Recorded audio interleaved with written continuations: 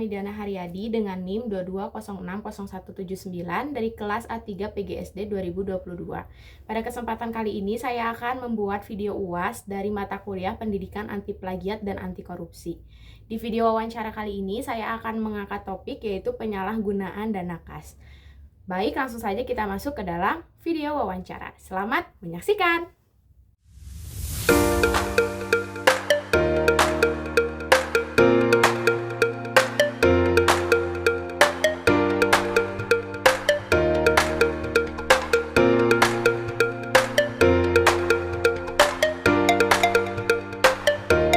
Baik, kita langsung mulai ke wawancaranya. Kira-kira bagaimana cara Ibu memastikan dana kas kelas dikelola dengan transparan dan dapat dipertanggungjawabkan? Pertanyaannya cara memastikan supaya dana kas ya? Ya. Baik, saya akan coba menjawab. Kalau di sekolah kami, kebetulan untuk uang kas itu yang memegang adalah Korlas atau orang tua murid yang dituakan. Di sini yang saya amati, yang saya lihat setiap saat, Korlas itu selalu membuat laporan tertulis, dibukukan, setiap pengeluaran itu selalu ditulis, dan nantinya pada setiap akhir bulan akan dilaporkan dengan cara diperbanyak atau di copy. Jadi setiap orang tua di situ bisa memahami, bisa membaca kira-kira pengeluaran kas dari kelas itu sudah sesuai belum, supaya menghindari hal-hal yang tidak diinginkan atau si ujian tadi, barangkali itu. Oke. Kalau kira-kira kan tadi kata Ibu dipegang sama ortu, berarti melibatkan siswa dalam pengelolaan dana kelas atau enggak? Kalau karena siswa di sini ya intinya supaya tidak terganggu dalam pembelajaran, fokus ke belajar. Jadi semua keuangan yang memegang adalah Korlas tadi. Jadi anak hanya biasanya pas pagi-pagi misalkan ada yang mau nitip, langsung diserahkan ke Korlas. Nantinya ditulis, yaitu tadi dibukukan. Jadi murid tidak diizinkan untuk memegang uang. Baik, kira-kira apa sih yang bakalan Ibu lakukan jika mengetahui bahwa ada Korlas yang menggunakan dana kas untuk keperluan pribadi? Pastinya karena itu berhubungan dengan uang, dan kita ketahui bersama uang itu sangat peka atau sensitif. Jadi mungkin akan kami panggil secara istilahnya empat mata, satu secara khusus. Kita tanyain dari hati ke hati dengan baik-baik, mengapa orang tua tersebut istilahnya berani menggunakan uang untuk kepentingan pribadi tanpa izin atau sepengetahuan dari orang tua lain. Kalau Ibu kira-kira seberapa sering memeriksa laporan keuangan dana kas kelas? Sebenarnya untuk masalah uang di sekolah kami itu guru tidak diizinkan untuk istilahnya masuk di dalamnya, ikut campur, karena uang tadi dikatakan sangat sensitif. Makanya kita percayakan kepada Korlas tadi, hanya saja pelaporannya yaitu tadi Korlas itu akan menulis mau serupiah istilahnya dengan transparan, dibukukan. Nantinya pelaporannya setiap sebulan sekali, akhir bulan lah. Yang sudah Korlas di kami seperti itu, akhir bulan beliau itu datang ke sekolah, baik menunjukkan di WA PDF atau yang sudah difotokopi, kemudian Bu tolong sambil diperiksa ini benar enggak catatannya, kemudian juga diserahkan itu yang sudah difotokopi ke semua orang tua.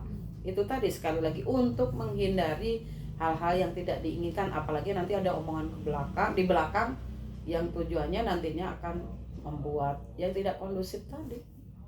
Kalau misalkan nih si siswa tuh misalkan disuruh buat mengelola uang kas, kira-kira gimana Ibu mengajarkan pentingnya kejujuran ke siswa?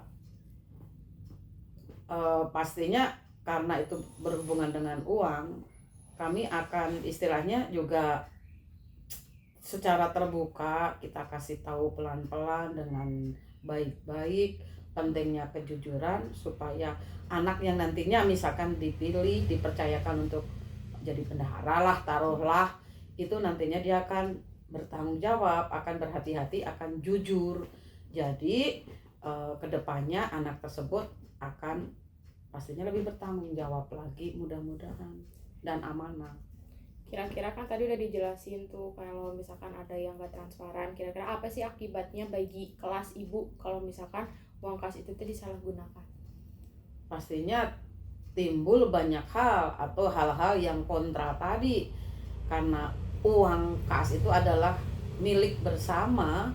Jadi alangkah tepat kalau uang itu dikelolanya dengan baik, dengan transparansi, dibukukan, ada pelaporan, sehingga apapun itu besar kecilnya, baik orang tua atau siswa dalam ini terjadi kerjasama yang baik dan kepercayaan. Itu yang saya harapkan. Mungkin pertanyaan yang terakhir, kan pasti kalau misalkan udah terjadi itu gimana cara ibu mencegah biar kedepannya teh nggak ada lagi salah paham tentang uang kas itu? Salah satu caranya kita akan istilahnya berunding atau ya semacam seperti rapat, kita suruh datang kumpul di satu kelas, kemudian pastinya sebagai wali kelas atau saya guru di sini akan menjelaskan pentingnya kejujuran, terutama hal keuangan, dijelaskan supaya istilahnya uang tadi benar-benar transparan, dibukukan, teliti, jujur, sehingga tidak, ya jangan sampai terjadi hal-hal yang tidak diinginkan, apalagi nantinya bisa membuat kelas tadi jadi ribut, nggak kondusif, siswa dengan siswa, orang tua dengan orang tua, dan pastinya akan mengganggu proses belajar mengajar. Jadi jalan keluarnya yaitu tadi, kalau sudah berkumpul diajak ngomong dari hati ke hati, pentingnya kejujuran, kemudian ya apa-apa dengan kasih sayang, jangan dengan emosi, supaya ketemu jalan keluarnya, sehingga misalkan hal tersebut misalnya sudah terjadi, ada jalan keluar terbaik dan istilahnya kita selesaikan dengan musyawarah dengan baik, dan diharapkan mau di belakang nantinya atau ke depannya damai, nggak ada masalah apapun, harapan kami. Baik, mungkin cukup sekian wawancaranya. Terima kasih atas waktunya Ibu. Sama. Oke, langsung aja ya kita mulai wawancaranya. Kira-kira apa ya pendapat kamu jika seseorang menggunakan uang kas kelas tanpa izin? Itu tidak baik karena uang kas milik bersama dan penggunaannya harus diketahui oleh semua anggota kelas. Oke, jadi nggak baik ya kalau misalkan ada seseorang yang menggunakan uang kas kelas tanpa izin. Lanjut kita ke pertanyaan selanjutnya nih. Misalkan nih jika kamu tuh jadi bendahara kelas, kira-kira bagaimana sih cara kamu memastikan uang kas kelas agar tidak disalahgunakan? Akan mencatat laporan di setiap penggunaan apa yang dikeluarkan, terus juga memberikan bukti kepada teman-teman yang lain. Berarti dilaporin ya. Berarti yang pasti yang pertama itu berarti dicatat ya pemasukan sama pengeluarannya. Terus habis itu mungkin kalau misalkan ada pembelian kayak pakai bon, berarti ada bukti-buktinya. Terus habis itu dilaporin ya ke teman-teman secara rutin biar teman-temannya tahu apa sih pengeluaran dan pemasukannya. Terus pertanyaan selanjutnya nih, kira-kira bagaimana cara yang menurutmu paling baik untuk melaporkan penggunaan uang kas kelas kepada seluruh teman-teman kamu?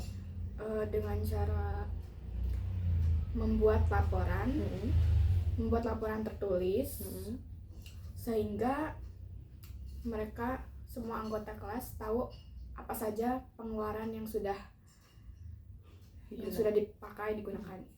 Oke, kira-kira selain menggunakan tadi kan katanya membuat laporan tertulis, kira-kira ada lagi nggak atau cuma laporan tertulis aja? Atau laporan tertulisnya misalkan sambil dijelasin ini loh pengeluarannya kayak gitu. Kayak gitu. Terus bisa sambil presentasi bulanan gitu. Oh iya, oke. Berarti kalau presentasi kayak gitu ada gurunya juga atau enggak? Ada. Supaya ada saksinya lah. Oke. Kita lanjut ya. Kira-kira apa sih yang akan kamu lakukan jika melihat temanmu memakai uang kas kelas untuk membeli barang pribadi? Yang pastinya sih menegur dengan baik-baik, terus bertanya kenapa dia bisa menggunakan uang kas tersebut untuk